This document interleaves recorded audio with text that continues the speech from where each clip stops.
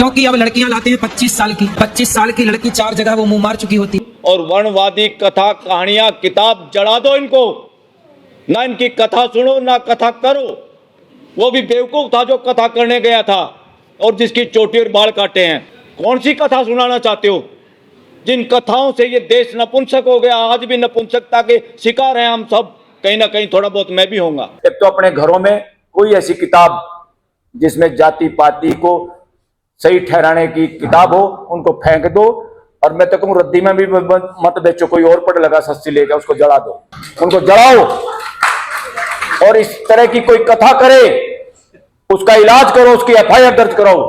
उस देश को गुमराह करने वाले ये सारे बाबे भाग जाएंगे जो आप लोग डर रहे हो कि हमारी एफआईआर होगी, हमने फलाने को कह दिया उसकी आस्था हालेगी। अरे तेरी आस्था इतनी हाल है, बिना हवा के हाल है, इसकी हमने ठेकेदारी नहीं ली। और ऐसी आस्था को तो हम हलाएंगे, जड़ से उखाड़ेंगे ऐसी आस्थाओं को। ये गलत परंपराएं हैं। वर्णवाद सनातनी परंपरा नहीं है, इसको नोट कर लो, देश में फैलाओ इस बात को। ये चोरी ठगी बेईमानी की चादर ओढ़ के सनातनी ठेकेदार इस देश को नपुंसक बना रहे, मानसिक गुलाम बना रहे हैं।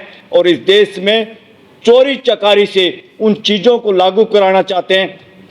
कावड़ में क्या करोगे भाई? कावड़ में स्कूलें बंद कर रहे हो और कावड़ वालों पे फूल बखेर रहे हो। अरे फूल बखेरने हैं तो उत्तर प्रदेश के मुख्यमंत्री अपनी मेहनत की, अपनी मजदूरी पसीने की कमाई से फूल बखेर, जिसके यहां बखेरने हैं, कोई रोक नहीं रहा तुम्हारे को। तुम देश के टैक्स के पैसे से, पूरी देश की जनता का पैसा है, उसमें फिर पूछो मुसलमान भाइयों से कि फूल इनके ऊपर फेंके कि नहीं फेंके। पूछो बहुजन समाज से, इनके ऊपर फूल फेंके कि नहीं फेंके। जानबूझ के डरा के आस्था कोई घंटे की आस्था नहीं। मैं इस शब्द को बार बार बोलता हूं, हालांकि मैं कईयों को कहता हूं इसको डिलीट भी कर दो, क्योंकि ये हरियाणवी में समझाने का तरीका है। 20 सेंटेंस बोलने की बजाय एक बोल दो कि ये बकवास है। इस वजह से साथियों, एक और आपका भी बैर निकलना चाहिए और आप समाज में फैलाओ। किसी की आस्था का ठेकेदारी नहीं ली संविधान ने बचाने की, उसमें 3 कंडीशन है। अगर आपकी आस्था पब्लिक हेल्थ को खराब करती है तो उसकी ऐसी की तैसी करना की ड्यूटी इस देश के 140 करोड़ लोगों की है। पब्लिक हेल्थ कैसे खराब होती है? ये नहीं कि आपको बुखार हो जाएगा किसी बाबा को देख के। वो बाबा कथा जो सुनाएगा उससे मानसिक गुलामी भरेगा।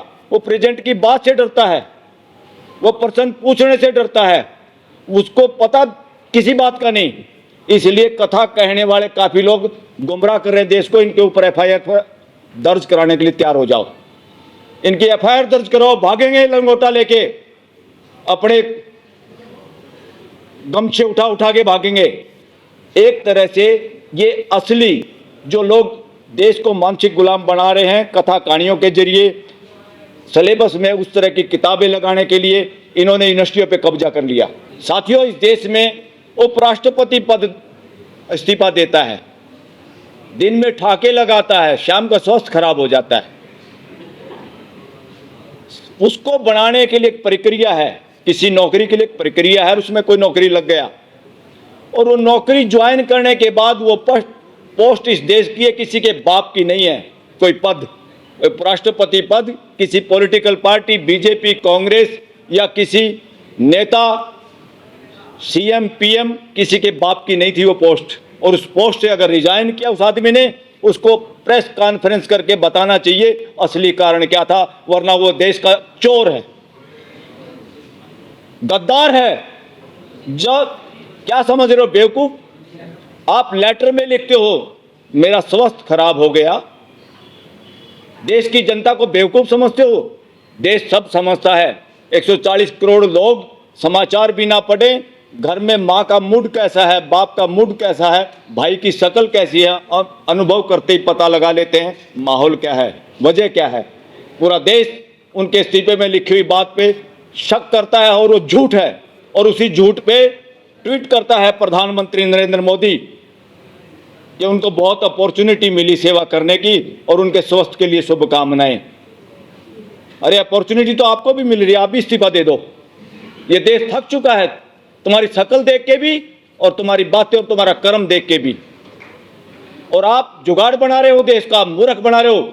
और इस मूर्खता के लिए, इस देश की आज के हालात के लिए मैं being advocate, being law student ये कहना चाहूँगा, इस देश की आज की स्थिति के लिए, भय के लिए, ये देश भय रहित हो, कोई नेता, अभिनेता, इस देश को डरा ना पाए, कोई ईडी, सीबीआई, पीएमएलए, यूएपीए इस देश के लोगों को, जवानों को जेल में ना डाल सके, इससे बचाने की ड्यूटी, संविधान को बचाने की ड्यूटी हमने किसी को दे रखी, देश के मालिकों ने, तो उसका नाम है जुडिशरी। उपराष्ट्रपति कृषक समाज की भी तौहीन है अगर उसने प्रेस कॉन्फ्रेंस करके ये नहीं बताया सच्चाई क्या है, वरना वो इस देश के लिए गद्दारी कर रहा है। इस देश की जनता के लिए वो पोस्ट देश की जनता की पोस्ट थी, किसी के बाप ने आपको खैरात में नहीं दी थी, किसी ने आपको एहसान नहीं किया था।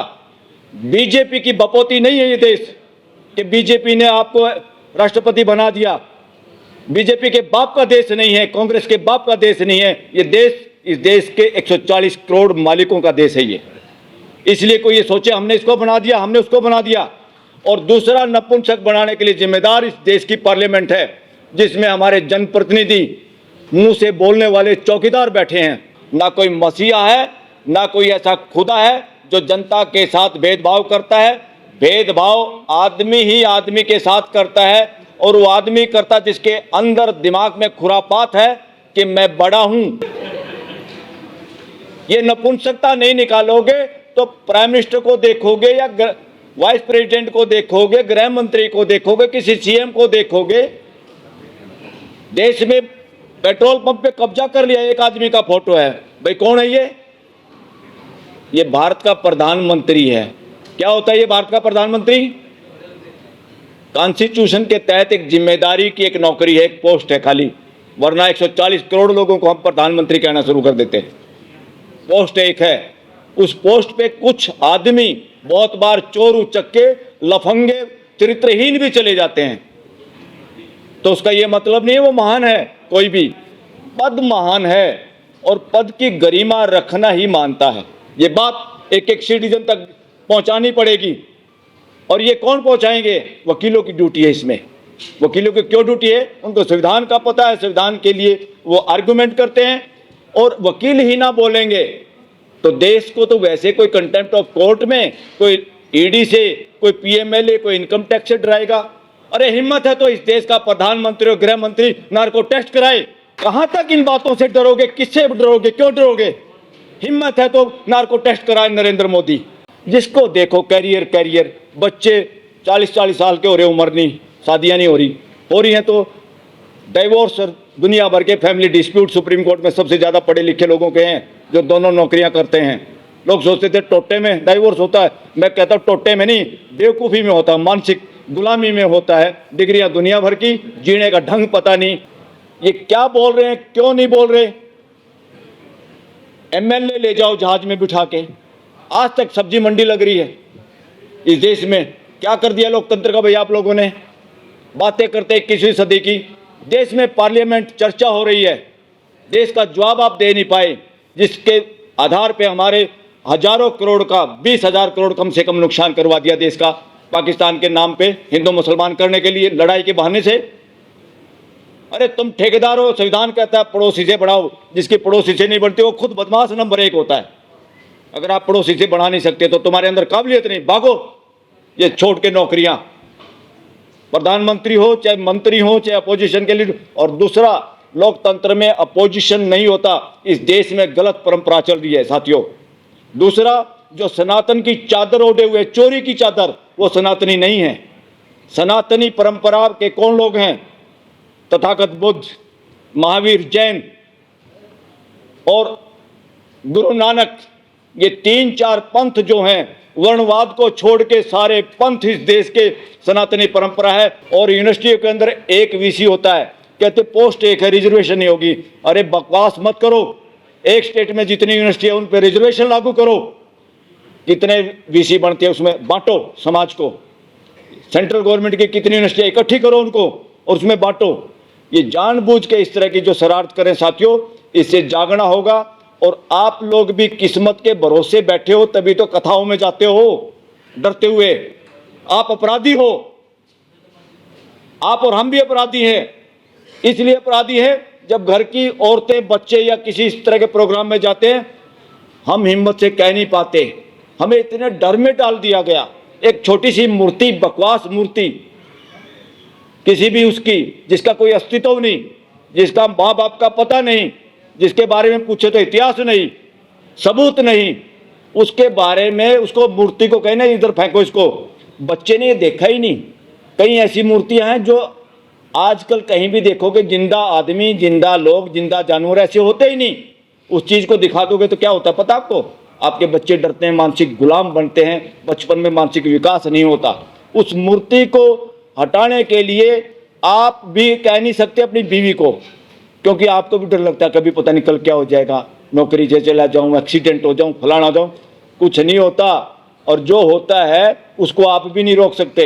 ना कोई सांड प्रकृति में है, जो घटनाएं जो नियम प्रकृति के हैं वो किसी ने बनाए नहीं हैं, वो हैं ग्रेविटेशनल का, गुरुत्वाकर्षण का नियम न्यूटन के बाप ने नहीं बनाया, ना न्यूटन ने बनाया। उसने समझ के वो बात बता दी दूसरों को, इसलिए हम कहते हैं न्यूटन का नियम। जो कुछ है अस्तित्व में है, ये वहम छोड़ दो कि भाई मेरे घर में भी एक बच्चा पैदा हुआ, मैंने घर बना दिया, हमने ये हॉल बना दिया, ये कैमरे बना दिए। ये सोच के हमें ये लगता है कि दुनिया भी किसी ने बनाई होगी। ये नहीं बनाई किसी ने, जब तक ये समझ में नहीं आएगा, जब तक ये बैम खत्म नहीं होगा आप लोगों का। मॉल में तो जाओगे महंगी चीज मिल जाएगी, मिलावटी मिल जाएगी, कुछ तो मिलेगा। यहां तो जेब भी कटवाओगे, मानसिक गुलाम बन के आओगे। ऐसी गुलामी ना रंग भेद नीति में है थी विदेशों में, ना दास प्रथा में थी। इस देश का बेड़ा गर्क करने वाली वर्णवादी मानसिकता, वर्णवादी व्यवस्था, व्यवस्था नहीं है ये। इसने विदेशी आक्रांताओं के साथ भी मिलकर इस देश के साथ षड्यंत्र किया। इनको कोई लेना देना नहीं इस देश की गुलामी से। ये किसी के साथ भी हाथ मिला के अपनी मोनोपोली बनाने के लिए बने रहना चाहते हैं। इस बात को पहचानो। और एक गैर कानूनी अनरजिस्टर्ड ऑर्गेनाइजेशन जिसका नाम आरएसएस है, उसके सारे लोग, उसके बिल्डिंग है, देखो कितने कितने पैसे की बन गई है, कहां से आया? सारे बीजेपी के ऑफिस इस देश में इतने बड़े बड़े बन गए, कहां से आया पैसा? एक दिन में पता चल जाए, मेरे जैसा कोई सुप्रीम कोर्ट में जज हो तो एक दिन में हिंदू मुसलमान करने पे प्राइम मिनिस्टर को वहां बुलाया जाए, कल 11 बजे पहुंचो यहां पे, कान लाट साहब बने फिरते हो, इस देश को पता चल जाए। हिम्मत होनी चाहिए, ये पावर है, ये ड्यूटी दे रखी है हमने। और जब ये duty supreme court high court ना करे तो फिर क्या करोगे? फिर कहोगे राम भरोसे, छोड़ दो ऐसे राम को। अपनी जिम्मेदारी लोगे, और आज जिम्मेदारी निभाने में सुप्रीम कोर्ट भी फेल हुई है, सरकार बदमाशी कर रही है, तो इसलिए मालिकों को खुद अपना काम करना होगा। आपने घर में जो चौकीदार छोड़ रखा है वही अगले गेट कीपर के साथ मिला हुआ है, तो घर के मालिक क्या करेंगे? अपनी सुरक्षा खुद करनी है। और अब ये जो बार बार करे, इससे करा दो ईवीएम से, नहीं से बैलेट पेपर से, भाई कौन कराएगा? सरकार की नीयत नहीं, सुप्रीम कोर्ट की हिम्मत नहीं, अपोजिशन करेगी जी। अपोजिशन के ज्यादातर नेताओं ने इतना माल इकट्ठा कर रखा, उनके इतना पिट्ठू लग रहा है, उनमें हिम्मत नहीं। कुछ पकड़े गए, कुछ पकड़े जाने के डर में चुपचाप सीधी सादी भाषा बोल लेते हैं, अपना गुजारा कर रहे हैं। तो इसलिए साथियों, अगर आज हिम्मत है तो मैं आह्वान करता हूं सारे इन ऑर्गेनाइजेशन से कि आओ मिलकर तय करें। कांग्रेस और राहुल गांधी किसी एक की बात ना देखें। एक तरफ ताड़ियां पीटते हैं जब नरेंद्र मोदी बोलता है ताकि टिकट ना कट जाए, क्योंकि फोटो है ना वहां तो सब कुछ कैमरे में। एक तरफ राहुल बोलता तो उसकी भी ताली पीट देते, चाहे वो सारी अच्छी भी ना कह रहा हो। तो तालियां पीटने का धंधा, गोरख धंधा छोड़ो। अकेले राहुल के भरोसे भी रहना छोड़ दो, और अकेले नरेंद्र मोदी को तो देख ही लिया आप लोगों ने। अगर इलेक्शन बैलेट पेपर से कराना है तो अब जनसभा तो ऐसी तो करते रहो, मगर ये जनसभा देश में करो, और जरूरत पड़े तो सुप्रीम कोर्ट से पदयात्रा शुरू करो। पहले दिल्ली की कर दो, हम सब मिलकर, सबसे आगे मैं मिलूंगा। कि बैलेट पेपर से चुनाव होगा और देश की जनता तैयार है। आप निकलोगे जिस सड़क से, हम ये नहीं कहेंगे हमारे साथ शामिल हो जाओ। दिल्ली के लोग बहुत डरपोक भी हैं, क्योंकि सबको गुजारा करना, किसी को किराया देना है, किसी को अपने बच्चे पढ़ाने हैं, सारा शहर उलझ पुलझ हो रहा है, सब भय में है बेचारे। इसलिए मैं दिल्ली को कहता हूं नौकरों का शहर। ये नौकरों का शहर है, नौकरों में हिम्मत नहीं होती। सब गुजारे के चक्कर में कई करोड़ लोग इकट्ठे हो रहे हैं यहाँ पे, मगर सब हिम्मती हैं, जायज बात का सब साथ देना चाहते हैं। अगर एक पदयात्रा निकाले, चाहे हम 50 आदमी हो, हम ये कहेंगे किसी को नहीं आना भाई, सिर्फ अपने घरों के बाहर या एक बार सड़क पे आके शक्ल दिखा दो जिसके दिल करता हो, तो देखना सड़क के दोनों तरफ कितने लोग होंगे। जब आपको पता चल जाए, इस देश को भी पता चल जाएगा, और ये ईवीएम फिर अपने आप ताले में बंद हो जाएगी, रद्दी में बेचनी पड़ेगी, ऑक्शन करनी पड़ेगी ईवीएम मशीनों की इस देश के अंदर। वही एक तरीका, बाकी कोई तरीका नहीं।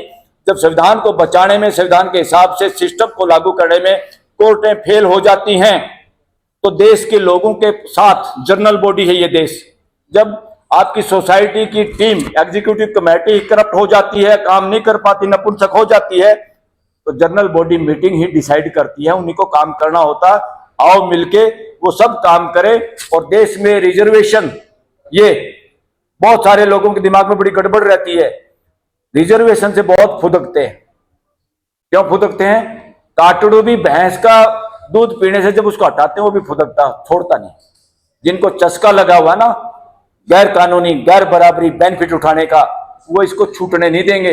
उनको समझाने का भी है साथ साथ, और दूसरे तरीके से वोटिंग की ताकत से भी समझाने के कई तरीके होते हैं, वो हर तरीका अपनाना पड़ेगा। संविधान के दायरे में रहते हुए हमें तुरंत अगर इंप्लीमेंट करना हो तो ये इंतजार ना करें कि कोई पॉलिटिकल पार्टी का अध्यक्ष, भाई यहाँ राहुल निकालेगा यात्रा। अरे राहुल क्यों निकालेगा? सारे ठेकेदारी राहुल को क्यों दे रहे हो? एक सांड चाहिए क्या देश को? यही तो वर्णवादी व्यवस्था है। वर्णवाद में है क्या? मैं खास, मैं बड़ा, मैं देव, मैं देवता।